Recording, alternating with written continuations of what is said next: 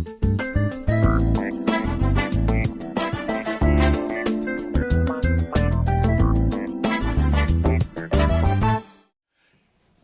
and welcome to another edition of the Adopt the Block Outreach Center, News from the Block. My name is Mark Thompson, the director of the Adopt the Block Outreach Center. And just as a note, the Adopt the Block Outreach Center, 818 Benny Street, is coming along marvelously. I just want to give a big shout out to Delmarva Veterans Builder for staying on task, staying on time, and we're looking at a pretty near to September finish. So just a little highlight there. But today I'm so excited to be here at the PAC 14 studios again to have a very special guest, someone I've known for many years that we'll talk about later. But today I'd like to introduce to everyone, if you don't know her, you will after this episode, Miss Donna Clark. Good morning or good afternoon, whatever time it is. I think it's afternoon. It's afternoon. How are you doing today, Donna? I'm fine, thank you. Well, we're so excited to have you today. I was mentioning we were talking about how long we've known each other, and it's been quite a few years. And I was looking through your bio, and it said that you started at Salisbury Urban Ministries back in 1999. Yes, a pastor by the name of Marcia Carpenter, Marcia Carpenter pestered me and pestered me and pestered me to do a blood pressure screening program at a soup kitchen on Saturdays. At the time, I was working for a local physician in town, and my weekends were precious, mainly to sleep. But Marcia and Chuck Anderson continued to work on me, and I finally agreed I'd come in one Saturday a month to do blood pressures. Then it was every other Saturday, and then it became every Saturday, and then I got committed to the work that we were doing down there. Wow. So this was through Salisbury Urban Ministries? That's correct. So we were talking about Salisbury Urban Ministries and how they're into, they do feeding programs, and they also have after-school programs. So back in 1999, were they the same organization, or did they change over time? No, it was the same organization. They had outreach to children. The soup kitchen they coordinated, and it was located in the basement of Grace United Methodist Church. And various churches would host each week, just as they do now. And they had volunteers from the churches that would manage it and that sort of thing. Okay. So I would work over in the corner and I'd just check blood pressures. And I'd get talking to the people that came in to be fed and found that there was a huge need for advocacy for this population. And I got hooked.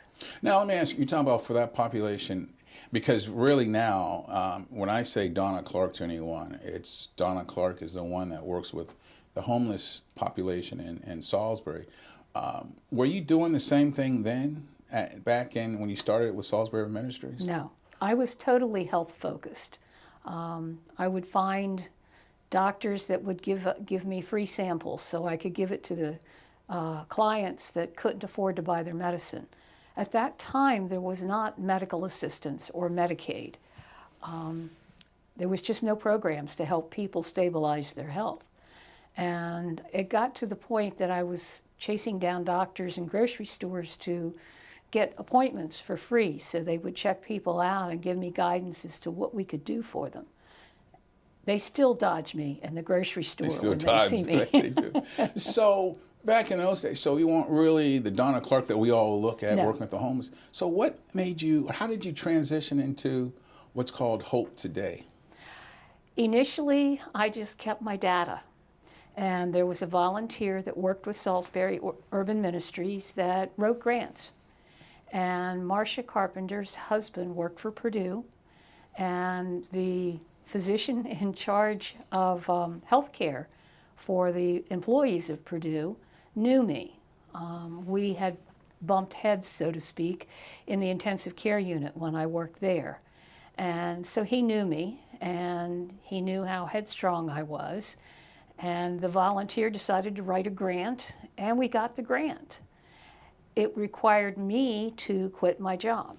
I was going to ask you that. So you went from being a registered nurse at a doctor's office, and you quit to be a full-time volunteer, paid, working with the homeless? Mm-hmm. Well, at that time, it wasn't the homeless. I was paid to do a health outreach in the Church Street community. And the money was managed by Salisbury Urban Ministries, actually by the United Methodist Conference back then, because they were the financial advisors for the organization. And Virginia Venables wrote this grant, and she was my mentor and guided me through the process of managing this grant. I just learned how to do things. When I started, I couldn't even type. I didn't even know how to fold a letter three-fold to put it in an envelope. I was so dependent upon secretaries. As a nurse in a doctor's office, you just say, here, do this, and they would take care of it. So I learned how to do things. Wow. Now, I always say, do what you love doing, and don't worry about the money. It'll follow later. So you quit your job. You started working in the community with Salisbury Urban Ministries, doing all kinds of work. So how did HOPE came in, and what does HOPE stand for anyway? HOPE stands for Help and Outreach Point of Entry. Okay. And HOPE came about through various meetings that we started. Let me backtrack. I believed in networking with every agency I could find in the beginning. And because I really hadn't established a routine, if I heard there was a meeting at the health department, I went there. If I heard a meeting that there was a meeting at social services, I went there. I encountered what was then called the Tri-County Alliance for the Homeless and started going there. And I learned everything I could about all the different agencies. Prior to start working for Urban Ministries, I had taken a course in parish nursing. And parish nursing is very different from institutional nursing. Mm-hmm. Institutional nursing, your nurse walks in the room and says, "Good morning, Mr. Thompson. My name's Donna Clark, and today we are going to do this, this, and this." A parish nurse waits to be invited into somebody's life, walks with them as they go through whatever health experience they're going through. She educates, she supports in any way she can, and doesn't tell that person what to do. Now, you can educate and guide, but you really aren't supposed to say, do this. Mm-hmm. So I walked into this situation thinking in terms as a parish nurse, and it's really different from institutional nursing. And institutional nursing is hospitals, doctor's offices, this kind of thing. I've always been big on patient education. Well, I think you've been more than big on that. It's just this is your passion. Yes. And anyone that knows you knows that. So you talk about parish nurse, and really I would call you the nurse of the city. So working with, I just want to talk about this because we have the Ann Street Village now, the Christian Shelter, Halo, all these places for the homeless have popped up. But where do you see yourself as fitting into all of this in the city? HOPE is the point of entry to services in the community. I want to backtrack, though. Okay. The question, how did HOPE come about? Yeah, that's right. We started having meetings at Salisbury Urban Ministries, and there was members of social service there, health department, the Tri-County Alliance for the Homeless, and we would discuss what are the needs, how can we make life better for people that were at and below poverty level, how can we improve things? And through these discussions and plans and the volunteers that came into the meetings, and I guess I have an influence on people. I start talking to them and they end up saying yes when they want to say no. Mm-hmm. And we started talking about a day program. And from that grew the idea to have a drop-in center. And then it grew into even a bigger concept of healthcare being provided. And we just dreamed as big as we could. People from that group broke away over time, and we began to look at making a nonprofit agency separate from Salisbury Urban Ministries. In 2006, I left the umbrella of Salisbury Urban Ministries, and we worked on doing the paperwork to become nonprofit. I got the nonprofit status in September of 2007, and the key people that had input on making the organization Hope Incorporated, there was one gentleman in particular, Pat Marvel, who was completely committed to helping the homeless. And my focus wasn't totally on the homeless at the time. But through Pat, I met a social worker by the name of Billy Fritz, whom I had known years before that. That was before he had gotten into social work. And the three of us, it just flowed, and that's what it became. And it was just Now, I remember Pat. I remember when the Community Emergency Shelter Project came out with the churches taking care of the homeless, and he had like tattoos on his arms. Yep. But what I remember more was how you and him went into some of these homeless camps. Can you talk about those camps? Now, it's not a summer camp, but these camps were kind of dangerous. But can you talk a little bit about those camps you went to, and what would you recommend to people today that wants to go into these places? Don't go into the camps. Mm-hmm. You wouldn't want somebody walking into your home and saying, look, I'm here to help you, here's this, here's that, now you need to do this. You wouldn't want anybody walking through your front door. You have to realize those camps are their homes, and you need to respect their privacy. Pat and I didn't go anywhere that we knew we weren't welcome. He worked very closely with the men on the streets. I did too, but again, my focus was health. I wanted to get them to addiction programs. I wanted them to get their diabetes taken care of. I constantly focused on that. And Bill and Pat were instrumental in me starting to focus more and more on the homeless. Some of the camps we went into were way back in the woods. There was the summer we both got chiggers from walking there, and the ticks were awful. It was an education for me. I have pictures in my library of some of the camps, not the people in the camps. Well, I do have one guy that poked his head out of his dome tent just as I came up, and he had a cowboy hat on, and he's looking up at me like, what are you doing here? Yeah.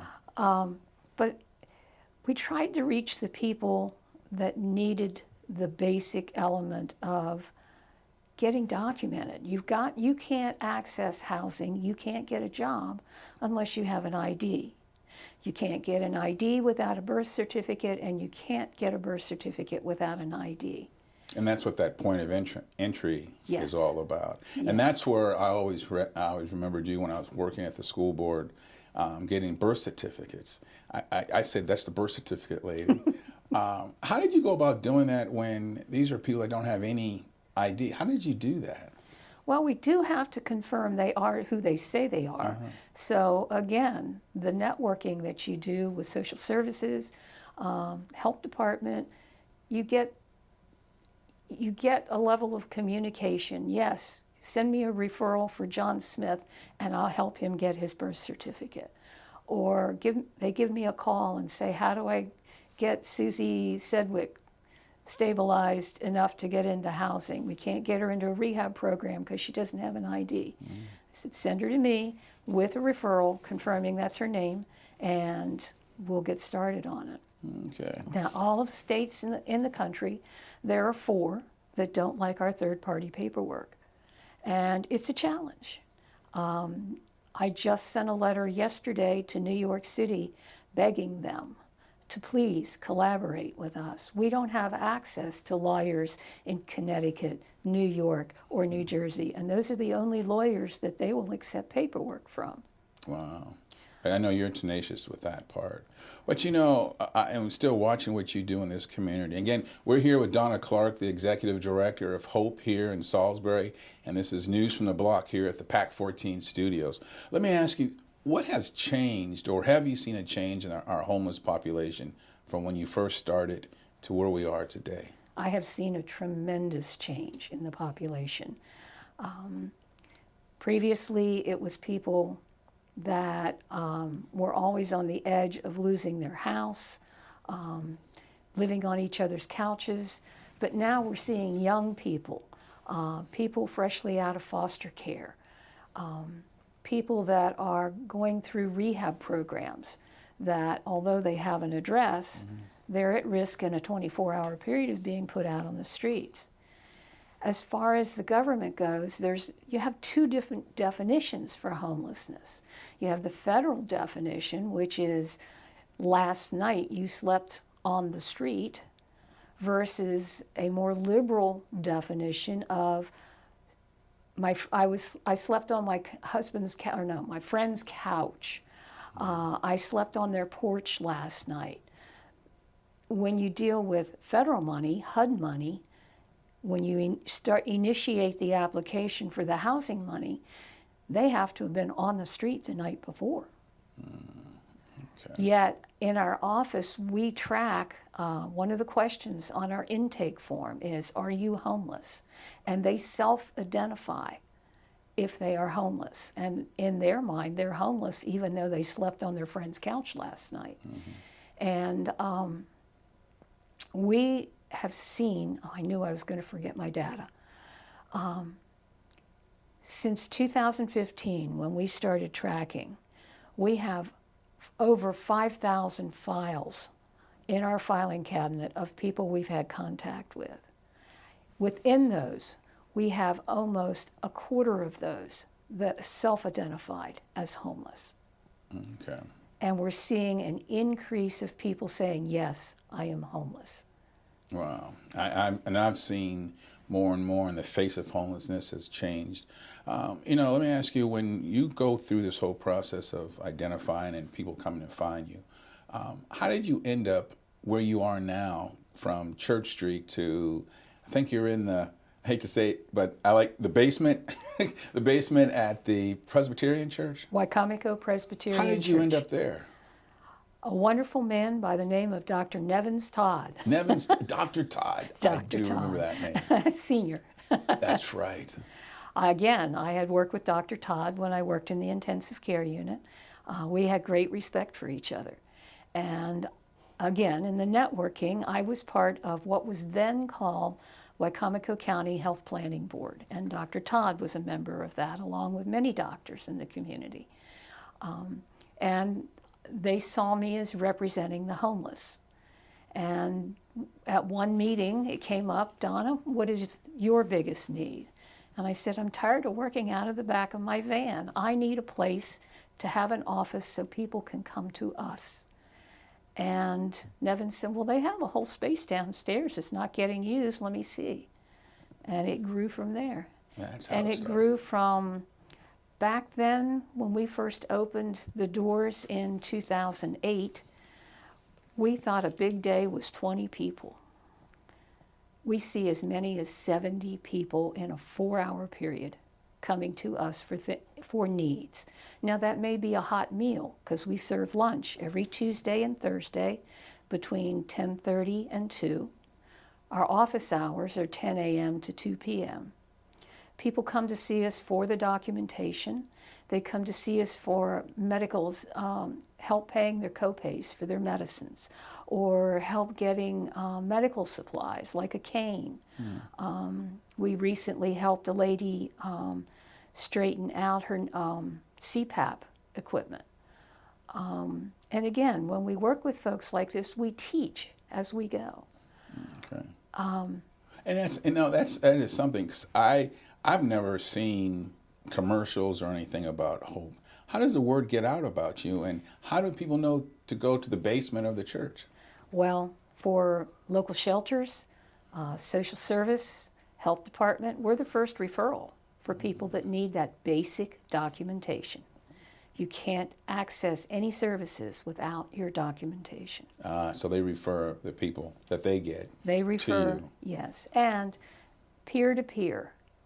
It's not unusual to hear somebody come in the door and say, Joe Smith told me to come over here and see Miss Donna. And yeah, you're in the right place. Oh, okay. Or you'll get a phone call. I heard about you from somebody in Worcester County, because we do serve the Tri-County area of Wycomico, Worcester, and Somerset. Oh, I didn't know that. Yes. So, and we want to talk about this too. Again, we're talking with Donna Clark, the Executive Director for Hope here in Salisbury. I like your website, and we'll put that on the screen. But I like that one title says "Stories from the Basement." You have to give us some stories. What's one that sticks out to you that you can remember? Oh, of course, it's the heartbreaking stories. We had a gentleman come to us. He was freshly released from jail. I met him during the cold weather shelter project, and he had nowhere to go when the program ended in March. And so I managed to get him a tent, and he didn't know anything about camping. He had been a middle-class, white-collar worker prior to going to jail. Now, he made some really dumb decisions that affected his life for the rest of his life. His family wouldn't have anything to do with him. He was lost. He had not a clue how to camp, didn't know how to stay invisible so the police wouldn't roust him. And so I connected him with a more experienced homeless person, and I said, I'll buy both of you what you need to get set up for this coming spring and summer. Help him get stable. Well, this gentleman got an income monthly. I think it was Social Security, I can't remember, but he ended up buying a boat, and he had a houseboat, and he rented a slip over at the marina. Still homeless. He owned that boat. It had no air conditioning. It had no heat. It leaked like a sieve. He came to us, and he started volunteering for us, helping at the desk, reception desk, making sure people signed in and filled out an intake form. And he would just be so grateful for our friendship and our support. And he came in one day, and he had been diagnosed with stage 4 lung cancer. And of course, he wouldn't stop smoking, even with all the harassment I gave him. And we did it in fun, but we made our point. And he kept getting worse and worse. The treatments weren't working. He eventually died. But he died, he couldn't stay in the houseboat any longer. He was too weak. He wouldn't go into assisted living, hard-headed. And I got a call from someone that he was in a hotel room and he couldn't eat. Well, he'd had a stroke. He was laying in the bed. It was filthy. He'd been laying there for days. He couldn't get up. And I brought him some food, and I fed him and talked with him and convinced him to let me call an ambulance. And he was admitted to the hospital, and he died about 3 weeks later. And I was reading, there's a lot of good stories on there that talk about hope. But I just want to change and pivot for a minute, and I'm going to shout out to my friend Greg Bassett. I have a news story. I know you interviewed Donna first, but I had her last. And why I say last? Donna, I understand you're retiring. I am. Tell me about, you're really retiring? I really am. August 17th is my last day. And I'm moving to Washington State. So not local Washington, but all the way across the country. Mm-hmm. So who's going to take over and pick up the mantle and run with Hope now? The board of directors just hired my successor. Her name is Nancy Shipley, and you'll get to interview her after I'm gone. Okay. She's wonderful. She's very committed, and she's already caught the fever. She worked yesterday with us, and at the end of the day, she said, "I just love this. I love this." Well, Nancy, is she local? She's out of Berlin. Okay. So what would you say to her and anyone else that wants to pick up the mantle of working with homeless people now? Come join us. Let us teach you how to be effective in breaking the cycle of homelessness. We have done it, and we can show people how they can do it. We need help in working in the kitchen, preparing meals, serving meals, and the biggest thing we serve at our agency is love. We love everybody that comes through the door. They're welcome whether they're sober or clean or if they're high as a kite. Mm-hmm. As long as they behave and be respectful, we welcome them. Wow. Come join us to help the people in need in our community. Okay. And speaking of love, I know you lost the love of your life, your husband. I do. There was something that I don't think anyone knows this one. Tell me about the story about you and him played the steel drums. Yes. What was that about? He had been on the road for 4 years doing national theater tour, and he would go out for 6, 8 months at a time. And it was up to me to maintain the household and keep things going. His last tour, he came home, said, this isn't working, and I agreed. So he said, let's do something together. Now, I met him when I was 16. He was a musician then. I was his best groupie. And I had played B-flat